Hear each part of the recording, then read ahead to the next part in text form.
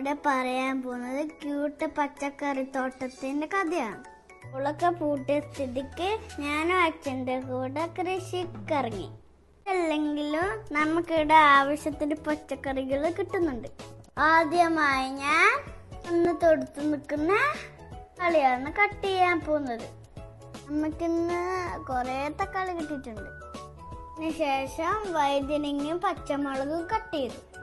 അത്ര എളുപ്പമല്ല, കുറച്ച് കട്ടി കൂടുതലായതിനാൽ കൊച്ചു കൈക്ക് ഇത് കടുപ്പമായിരുന്നു. അടുത്തതായി വെണ്ടയ്ക്കാണ് കട്ട് ചെയ്യുന്നത്. ഇതായിരിക്കും കൊടുക്കില്ല, ഞാൻ തന്നെ കട്ടിക്കും. നമുക്കിന്ന് കുറെ പച്ചക്കറികൾ കിട്ടിയിട്ടുണ്ട്.